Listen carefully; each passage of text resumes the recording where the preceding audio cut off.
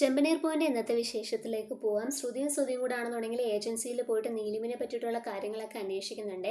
അപ്പം ശ്രുതി ഇങ്ങനെ പറയുന്നുണ്ട്, നീലിമ എൻ്റെ ഫ്രണ്ടാണ്, കുറച്ച് നാളുകൾക്ക് മുമ്പ് ഇവിടുന്ന് കാനഡയിലേക്കാണ് പോയത്. അപ്പോൾ ആ കുട്ടിയുടെ ഡീറ്റെയിൽസ് ഒന്ന് വേണമായിരുന്നു, നിങ്ങളൊന്ന് ചെക്ക് ചെയ്തിട്ട് അതിൻ്റെ ഡീറ്റെയിൽസ് ഒന്ന് എടുത്തു തരുമോ എന്ന് ചോദിക്കുക. അപ്പോൾ ആ കുട്ടി പറയുന്നുണ്ട്, സർ ഞാനാണെന്നുണ്ടെങ്കിൽ ഇവിടെ 6 മാസമായിട്ടേ വന്നിട്ടുള്ളൂ, അപ്പോൾ അതിന് മുന്നേ ഇവിടുന്ന് ആരൊക്കെ പോയിട്ടുണ്ടെന്നുള്ള കാര്യമൊന്നും എനിക്കറിയത്തില്ല സർ, ഞാനാണെന്നുണ്ടെങ്കിൽ ഇവരെ കണ്ടിട്ടുമില്ല എന്ന് പറയാം. അപ്പോൾ ശ്രുതി പറയുന്നുണ്ട്, അത് ശരിയാണ്, പക്ഷേ കാനഡയിൽ പോയവരുടെ ലിസ്റ്റൊക്കെ ഇവിടെ ഉണ്ടാവുമല്ലോ, അത് നോക്കിയിട്ട് കുട്ടി അവരുടെ ഡീറ്റെയിൽസ് എടുത്ത് തന്നാൽ മതി. എന്താ സർ കാര്യം, എന്തിനു വേണ്ടിയിട്ടാണ് നിങ്ങൾക്കിപ്പോൾ അവരുടെ ഡീറ്റെയിൽസ്?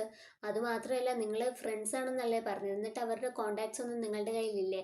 അപ്പോഴേക്കും നമ്മുടെ ശ്രുതി പറയുന്നുണ്ട്, അത് പിന്നെ അവളൊരു കാനഡയിൽ പോയതിന് ശേഷം ഞങ്ങൾക്ക് കോൺടാക്ട്സ് ഒന്നുമില്ല, അതല്ല അവളുടെ അച്ഛമ്മയാണെന്നുണ്ടെങ്കിൽ പെട്ടെന്ന് അങ്ങ് മരിച്ചുപോയി, അപ്പോൾ ആ വിവരം അവളെ വിളിച്ചൊന്ന് അറിയിക്കണമല്ലോ, അതിന് വേണ്ടിയിട്ടാണ് ഞങ്ങൾ ഡീറ്റെയിൽസ് ചോദിച്ചത്. അച്ഛമ്മയായിട്ട് വഴക്കിട്ടിട്ട് അവൾ കാനഡയിലേക്ക് പോയത്, അപ്പോൾ അവസാന നിമിഷം അവരെ ഒന്ന് കാണാനുള്ള ആഗ്രഹം അവൾക്കും ഉണ്ടാവില്ലേ, അപ്പോൾ അതുകൊണ്ട് കുട്ടി ഒന്ന് ആ ഡീറ്റെയിൽസ് നോക്കിയിട്ടൊന്ന് പറഞ്ഞു തരാനായിട്ട് പറയാം. അപ്പോഴേക്കും ആ കുട്ടി പറയുന്നുണ്ട്, മാഡം ഞങ്ങൾക്ക് ആ ഡീറ്റെയിൽസ് എടുത്ത് തരാനായിട്ട് പറ്റില്ല, കാരണം എന്താണെന്ന് വെച്ച് കഴിഞ്ഞാൽ ഹെഡ് ഓഫീസിലേക്ക് മെയിൽ അയക്കണം, അവിടുന്ന് അവർ അപ്രൂവ് ചെയ്താലേ എനിക്ക് ആ കുട്ടിയുടെ ഡീറ്റെയിൽസ് ആക്സസ് ചെയ്തെടുക്കാനായിട്ട് പറ്റുള്ളൂ, അതാണ് ഞങ്ങളുടെ പോളിസി, അല്ലാതെ നമുക്കിപ്പം എല്ലാവർക്കും ഒന്നും ഓരോ ഡീറ്റെയിൽസ് കസ്റ്റമേഴ്സിനെ കൊടുക്കാനായിട്ട് പറ്റത്തില്ല. സോ എന്ത് മനുഷ്യത്വം ഇല്ലാതെ നിങ്ങൾ ഇത് പറയുന്നത്, ആ കുട്ടിയുടെ അച്ഛമ്മ മരിച്ചു പോയോണ്ടല്ലേ? മാഡം പറയുന്നതൊക്കെ ഞങ്ങൾക്ക് മനസ്സിലാവുന്നുണ്ട്, പക്ഷേ ഈ കമ്പനിയുടെ പോളിസി അതാണ്, അത് വിട്ട് ഞങ്ങൾക്കൊന്നും ചെയ്യാനായിട്ട് പറ്റില്ല എന്ന് പറയാം. അങ്ങനെ ഇവർ രണ്ടുപേരും കൂടെ അവിടെ നിന്ന് ഇറങ്ങുന്നുണ്ട്. അപ്പം ശ്രുതി ചോദിക്കുന്നുണ്ട്, ഇനിയിപ്പോൾ ഹെഡ് ഓഫീസിൽ പോയാലോ ഒന്ന് ഡീറ്റെയിൽസ് കിട്ടുമെന്ന് എനിക്ക് തോന്നുന്നില്ല. ശ്രുതി വിഷമിക്കാതെ, നമ്മളിപ്പോൾ അങ്ങോട്ട് ഇറങ്ങിയതല്ലേ ഉള്ളൂ, അതിനു മുമ്പ് നമുക്ക് ഡീറ്റെയിൽസ് ഒന്നും കിട്ടത്തില്ല, എന്തായാലും ഞാനത് വിടാൻ ഉദ്ദേശിക്കുന്നില്ല. ആ, അതാണ് എനിക്ക് ശ്രുതിനെ ഏറ്റവും കൂടുതൽ ഇഷ്ടം, കാരണം നീ എന്തെങ്കിലും ഒരു കാര്യം തീരുമാനിച്ചാലേ അതെന്തായാലും നടത്തിയെടുത്തിട്ടേ നീ അടങ്ങത്തുള്ളൂ, അതിൽ നിന്നൊന്നും നീ പിന്മാറത്തില്ല. അങ്ങനെ ഇവർ ഓരോ കാര്യങ്ങളൊക്കെ പറഞ്ഞ് അങ്ങനെ നിൽക്കുകയാണ്. പിന്നീട് കാണിക്കുന്നതാണെന്നുണ്ടെങ്കിൽ നമ്മുടെ നീലിമയാണെന്നുണ്ടെങ്കിൽ കാനഡയിൽ നിന്ന് നാട്ടിലേക്ക് വരുന്നുണ്ട്. അപ്പോൾ ഈ നാട്ടിലേക്ക് വരുന്ന സമയത്ത് സച്ചിയുടെ കാറാണ് പിടിച്ചത്. അപ്പം സച്ചിയാണ് നീലിമേനെ ഡ്രോപ്പ് ചെയ്യാൻ കൊണ്ടുപോകുന്നത്. അപ്പോൾ സച്ചിയാണെന്നുണ്ടെങ്കിൽ ഈ നീലിമയുടെ അടുത്ത് ഓരോ കാര്യങ്ങളൊക്കെ ചോദിക്കുന്നുണ്ട്, പക്ഷേ സച്ചിക്ക് നീലിമനെ അറിയില്ല, ഇതിപ്പം ക്യാഷ് പറ്റിച്ചുകൊണ്ട് പോയ ആളാണ്, സുധിയുടെ മുന്നത്തെ ലവർ ആയിരുന്നെന്നുള്ള കാര്യമൊന്നും സച്ചിക്ക് അറിയത്തില്ല. സച്ചി ഇങ്ങനെ നീലിമയുടെ അടുത്ത് ഓരോ കാര്യങ്ങളൊക്കെ ചോദിക്കുന്നുണ്ട്, മേഡം എവിടുന്നാണ് വരുന്നത്, അങ്ങനെയുള്ള കാര്യങ്ങളൊക്കെ ചോദിക്കുകയാണ്. അപ്പം നീലിമ പറയുന്നതുകൊണ്ട് ഞാൻ കാനഡയിൽ നിന്നാണ് വരുന്നത്, എനിക്ക് അവിടെ ബിസിനസ് ആണെന്നൊക്കെ പറയുകയാണ്. മേഡം കാനഡയിലാണല്ലേ, എൻ്റെ വീട്ടിൽ ഒരാളുണ്ട്, അവൻ എപ്പോഴും കാനഡയിൽ പോകണമെന്ന് പറഞ്ഞിട്ടാണ് അവിടെ കിടന്ന് ബഹളമാണ്. മേഡം കാനഡയിൽ പോകുന്നതിന് എത്ര രൂപയാവും? ഞാൻ പോയ സമയത്ത് 10 ലക്ഷം രൂപയായിട്ടുള്ളായിരുന്നു, പിന്നെ ഇപ്പോൾ ഓരോ ഏജൻസികളല്ലേ, അവർ പറയുന്നത് തുക നമ്മൾ കൊടുത്തല്ലേ പറ്റത്തുള്ളൂ. അവന് പോകണമെന്ന് പറഞ്ഞപ്പോൾ 14 ലക്ഷം രൂപ വേണമെന്നാണ് പറയുന്നത്. അവിടെ നല്ല സ്ഥലമല്ലേ മേഡം? അതെ അതെ, നല്ല സ്ഥലമാണ്. ഞാൻ നാട്ടിൽ ഒരു പ്രോപ്പർട്ടി വാങ്ങി, അപ്പോൾ അതിൻ്റെ രജിസ്ട്രേഷന് വേണ്ടിയിട്ടാണ് ഞാൻ കാനഡയിൽ നിന്ന് ഇങ്ങോട്ടേക്ക് വന്നത്. ഞാൻ നാളെ തന്നെ തിരിച്ചു പോവുകയും ചെയ്യും, എനിക്ക് നാളെ രാവിലെ ഒരു രജിസ്ട്രേഷൻ ഉണ്ട്, താൻ എന്നെ അങ്ങോട്ടേക്കൊന്ന് ആക്കുമോ? അതിനെന്താ മേഡം, ഞാൻ തന്നെ മാമിനെ കൊണ്ടാക്കാം, മാം വിളിച്ചാൽ മതി എൻ്റെ നമ്പറിലേക്ക്. അങ്ങനെ ഇവർ ഓരോ കാര്യങ്ങളൊക്കെ ഇങ്ങനെ പറഞ്ഞു പോവുകയാണ്. പിന്നീട് കാണിക്കുന്നത് നമ്മളുടെ ശ്രുതിയുടെ അടുത്തേക്ക് ചന്ദ്രമതി വരുന്നുണ്ട്. ചന്ദ്രമതി വന്നിട്ട് പറയുന്നുണ്ട്, നിങ്ങൾ പെട്ടെന്ന് റെഡിയാവുക, നമുക്ക് ദേവീക്ഷേത്രത്തിൽ വരെ പോകണമെന്നുള്ളത്. അതെന്തിനാ ആൻറ്റി ഇപ്പം ദേവീക്ഷേത്രത്തിൽ പോകുന്നത്? അത് നിനക്ക് വേണ്ടി തന്നെയാണ് ശ്രുതി, നിനക്ക് വേണ്ടിയിട്ട് പൂജ ചെയ്യാൻ വേണ്ടിയിട്ടാണ്. പൂജ ചെയ്യാനോ? എനിക്ക് വേണ്ടിയിട്ടോ? അതെന്താണ്? നിന്റെ അച്ഛൻ പുറത്തിറങ്ങണ്ടേ, അതിന് വേണ്ടിയിട്ടുള്ള പൂജയാണ്. എവിടുന്ന് പുറത്തിറങ്ങാനെന്ന് ഇങ്ങനെ ശ്രുതി ഇങ്ങനെ പെയ്യെ പറയുന്നുണ്ട്.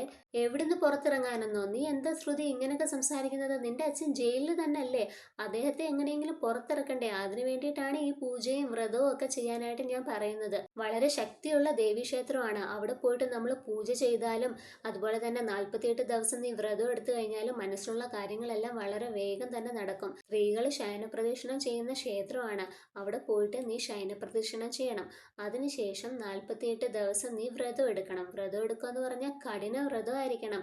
ആ 48 ദിവസവും നമ്മൾ ഒരു നേരമേ ആഹാരം കഴിക്കാൻ പാടുള്ളൂ, മത്സ്യമാംസാദികൾ ഒന്നും കഴിക്കാൻ പാടില്ല.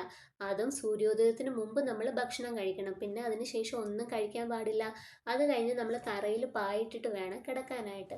ഇങ്ങനെയുള്ള കഠിനമായിട്ടുള്ള വ്രതമാണ് നമ്മൾ എടുക്കേണ്ടത്. അപ്പം ശ്രുതി അവിടെ നിന്ന് പറയുന്നുണ്ട്, 48 ദിവസം പായിട്ട് താഴെ കിടക്കാനോ? അപ്പം ഞാനും കൂടെ അവിടെ കിടക്കാം അമ്മേ? നീ കിടക്കണ്ട, നീ കട്ടിലേ കിടന്നാൽ മതി, ശ്രുതി ഒറ്റയ്ക്ക് താഴെ പായിട്ട് കിടക്കണം, അങ്ങനെയാണ് ചെയ്യേണ്ടത്, എന്നാലേ അതിന് ഫലം ഉണ്ടാവത്തുള്ളൂ. ആൻറ്റി ഇതിൻ്റെ ഒന്നും ആവശ്യമില്ല, അച്ഛനെ ഇറക്കാൻ വേണ്ടിയിട്ട് മലേഷ്യയിലെ ലോയേഴ്സ് എല്ലാം നല്ല രീതിയിൽ തന്നെ കാര്യങ്ങൾ ചെയ്യുന്നുണ്ട്, പിന്നെ എന്തിനാണ് ഇതൊക്കെ? അതൊന്നും പോരോ ശ്രുതി, നമുക്ക് ദൈവത്തിന്റെ ശക്തി കൂടി വേണം, എന്നാലേ എല്ലാ കാര്യങ്ങളും നല്ല രീതിയിൽ നടക്കുള്ളൂ. നീ ഈ 48 ദിവസം കഠിനമായിട്ടുള്ള വ്രതം എടുത്തു കഴിഞ്ഞാലേ നിന്റെ അച്ഛൻ എത്രയും പെട്ടെന്ന് തന്നെ മലേഷ്യയിലെ ജയിലിൽ നിന്ന് ഇറങ്ങും, എല്ലാ കാര്യങ്ങളും നടക്കുകയും ചെയ്യും. നീ എത്രയും പെട്ടെന്ന് റെഡി ആയിട്ട് വരാൻ പറഞ്ഞിട്ട് ചന്ദ്രമതി അവിടുന്ന് പോവാണ്. അപ്പോൾ ശ്രുതിയുടെ അടുത്ത് പറയുന്നുണ്ട്, എന്നെ കൊണ്ടൊന്നും ഇത് ചെയ്യാൻ പറ്റത്തില്ല, നീ പോയിട്ട് നിന്റെ അമ്മയടുത്ത് സംസാരിക്കാൻ, എന്നെ കൊണ്ട് ഇതൊന്നും പറ്റത്തില്ല എന്നുള്ളത്. ശ്രുതി അമ്മ ഈ കാര്യത്തിലൊക്കെ ഭയങ്കര സ്ട്രിക്റ്റ് ആണ്, എന്തായാലും നീ ഈ വ്രതം എടുത്തേ പറ്റത്തുള്ളൂ എന്നൊക്കെ പറഞ്ഞ് നിൽക്കുകയാണ് അവർ. അങ്ങനെ ചന്ദ്രമതി വന്നിട്ട് രവിയേട്ടൻ്റെ അടുത്ത് ഈ കാര്യങ്ങളൊക്കെ പറയുന്നുണ്ട്. എന്നിട്ട് രവിയേട്ടൻ്റെ അടുത്തും രേവതിയെ വിളിക്കാൻ പറയുകയാണ്. അങ്ങനെ രവിയേട്ടൻ രേവതിയെയും അതേപോലെ തന്നെ വർഷേനെയും ശ്രീകാന്തിനെയും എല്ലാവരെയും വിളിക്കുന്നുണ്ട്. ശ്രുതി എല്ലാവരും ഇറങ്ങി വരുന്നുണ്ട്. അപ്പോൾ ഇങ്ങനെ വ്രതത്തിൻ്റെ കാര്യമെല്ലാം ക്ഷേത്രത്തിൽ പോകണമെന്നുള്ളതും വ്രതത്തിൻ്റെ കാര്യവും എല്ലാം ഇങ്ങനെ നമ്മുടെ ചന്ദ്രമതി പറയുവാണ്. അപ്പോഴേക്ക് രേവതി ഇങ്ങനെ കേട്ടിട്ട് പറയുന്നുണ്ട്, അയ്യോ ശ്രുതി, നിനക്ക് ഈ 48 ദിവസമൊക്കെ വ്രതം എടുക്കാനായിട്ട് പറ്റുമോ? കഠിനമായിട്ടുള്ള വ്രതമായിരിക്കണം നമ്മൾ എടുക്കേണ്ടത്. തറയിൽ കിടന്നുറങ്ങണം, മത്സ്യമാംസാദികളൊന്നും കഴിക്കാൻ പാടില്ല. അതൊക്കെ നിന്നെ കൊണ്ട് ചെയ്യാൻ പറ്റുമോ? കാരണം നീ മലേഷ്യയിലൊക്കെയല്ലേ ജനിച്ച് വളർന്നതൊക്കെ. എന്നെ കൊണ്ടൊന്നും പറ്റത്തില്ല എന്നിങ്ങനെ ശ്രുതി പറയുകയാണ്. അപ്പോഴേക്കും നമ്മുടെ രേവതി പിന്നെയും പറയുന്നുണ്ട്, എനിക്കറിയാവുന്ന കുറേ പേര് ഈ വ്രതം എടുത്തിട്ടുണ്ട്. അതിൽ ഒരു ചേച്ചി എടുത്തിട്ട് പകുതിക്ക് വെച്ച് നിർത്തി, മത്സ്യം മാംസമൊക്കെ കഴിച്ചു. പിറ്റേ ദിവസം ആ ചേച്ചി മറിഞ്ഞു വീണ് കൈയൊടിഞ്ഞു. നമുക്ക് ദൈവകോപം കിട്ടും നമ്മളത് പൂർത്തിയാക്കിയില്ല എന്നുണ്ടെങ്കിൽ. ദേ രേവതി, നീ വെറുതെ അവളെ ഓരോന്ന് പറഞ്ഞ് പേടിപ്പിക്കാതെ, അവൾ അതൊക്കെ നല്ല കൃത്യമായിട്ട് തന്നെ ചെയ്തോളൂ എന്ന് ചന്ദ്രമതി പറയുകയാണ്. അപ്പൊ രവിയേട്ടനും പറയുന്നുണ്ട്, അച്ഛന് വേണ്ടിയിട്ടല്ലേ വ്രതം എടുക്കുന്നത്, അങ്ങനെ ചെയ്യുന്നതിൽ ഒരു തെറ്റുമില്ല, നീ അതെന്തായാലും എടുക്കുമോളെ എന്നിങ്ങനെ ശ്രുതിയെടുത്ത് പറയാണ്. അപ്പൊ വർഷ അവിടെ നിന്ന് ചോദിക്കുന്നുണ്ട്, ആന്റി, ചേച്ചിയുടെ അച്ഛൻ മലേഷ്യയിലെ ജയിലിൽ നിന്ന് ഇറങ്ങണമെന്നുണ്ടെങ്കിലേ കോടതിയിൽ അദ്ദേഹം കുറ്റം ചെയ്തിട്ടില്ല എന്ന് തെളിയിക്കുക വേണ്ടത്. അല്ലാതെ നമ്മളും ഇപ്പോൾ ക്ഷേത്രത്തിൽ പോയിട്ട് പ്രാർത്ഥിച്ചു എന്ന് പറഞ്ഞിട്ട് അദ്ദേഹം ഇറങ്ങില്ല, അങ്ങനൊന്നും അല്ല വർഷേ. ഇത് നല്ല ശക്തിയുള്ള ദേവീക്ഷേത്രമാണ്. നമുക്ക് ദൈവത്തിന്റെ കൂട്ട് വേണം എല്ലാ കാര്യത്തിനും, എന്നാലേ എല്ലാ കാര്യങ്ങളും നല്ല രീതിയിൽ നടക്കുള്ളൂ. നിങ്ങൾ എന്തായാലും പോയിട്ട് റെഡി ആവാനായിട്ട് പറയാണ്. എന്നിട്ട് ചന്ദ്രമതി പറയുന്നുണ്ട്, കുടുംബത്തിലെ എല്ലാവരും കൂടി ചേർന്നിട്ടാണ് അമ്പലത്തിൽ പോവേണ്ടത്. അന്നേരം രവിയേട്ടൻ പറയുന്നുണ്ട്, അത് തന്നെയല്ലേ ഞാനും പറഞ്ഞത്, കുടുംബത്തിലുള്ള എല്ലാവരും ഉണ്ടല്ലോ, ഒരാളില്ലല്ലോ. അപ്പം നമ്മുടെ രേവതി ഇങ്ങനെ പറയുന്നുണ്ട്, സച്ചിയേട്ടൻ എന്തായാലും വരുമെന്ന് എനിക്ക് തോന്നുന്നില്ല അമ്മേ, അദ്ദേഹം ഇപ്പോൾ ഓട്ടത്തിലാണ്, അത് കളഞ്ഞിട്ട് എന്തായാലും സച്ചിയേട്ടൻ വരത്തില്ല. നീ പറഞ്ഞ അവൻ എന്തായാലും കേൾക്കും, നീ അങ്ങ് വിളിച്ച് പറയാൻ പറയാം. അപ്പൊ രവിയേട്ടനും പറയുന്നുണ്ട്, മോള് വിളിച്ച് പറയാം, ഞാൻ പറഞ്ഞു എന്ന് അവനോട് പറഞ്ഞാൽ മതി എന്ന് പറയാം. അങ്ങനെ നമ്മുടെ രേവതിയാണെന്നുണ്ടെങ്കിൽ സച്ചിനെ വിളിച്ചിട്ട് ഈ കാര്യങ്ങളൊക്കെ പറയുന്നുണ്ട്. അപ്പൊ സച്ചി പറയുന്നുണ്ട്, നീ എന്തെങ്കിലും നേർച്ച നേർന്നു, അതുകൊണ്ടാണ് എന്നോട് വരാൻ പറയുന്നത്. ഇത് ഞാൻ നേർന്ന നേർച്ചയൊന്നും അല്ല, നിങ്ങളുടെ അമ്മ നേർന്ന നേർച്ചയാണ്. സുധിയുടെ അച്ഛൻ എത്രയും പെട്ടെന്ന് ജയിലിൽ നിന്ന് ഇറങ്ങാൻ വേണ്ടിയിട്ടാണ്. രേവതി, എനിക്ക് എന്തായാലും ഇപ്പം വരാൻ പറ്റത്തില്ല, എനിക്കിപ്പോൾ ഒരു ഓട്ടോ ഉണ്ട്, എനിക്ക് അവരെ ഇപ്പോൾ ഹോട്ടലിൽ കൊണ്ടാക്കിയെങ്കിലേ പറ്റത്തുള്ളൂ. അത് കഴിഞ്ഞിട്ട് എന്തായാലും വരാൻ എനിക്ക് പറ്റില്ല. അതൊന്നും പറഞ്ഞാൽ പറ്റത്തില്ല സച്ചിയേട്ടാ, സച്ചിയേട്ടൻ എത്രയും പെട്ടെന്ന് ദേവീക്ഷേത്രത്തിൽ എത്തിയേ പറ്റുള്ളൂ. അച്ഛനാണ് സച്ചിയേട്ടനോട് വരാൻ പറഞ്ഞിരിക്കുന്നത്. സച്ചിയേട്ടന് വരാൻ പറ്റത്തില്ല എന്നുണ്ടെങ്കിൽ അച്ഛനോട് തന്നെ നേരിട്ട് സംസാരിക്കുക. വേണ്ട വേണ്ട, ഞാൻ അങ്ങോട്ടേക്ക് എത്തിക്കോളാം എന്ന് പറഞ്ഞിട്ട് സച്ചി പറയുന്നുണ്ട്. അപ്പോൾ അതൊക്കെ കാണിച്ചിട്ടാണ് ഇന്നത്തെ എപ്പിസോഡ് അവസാനിക്കുന്നത്.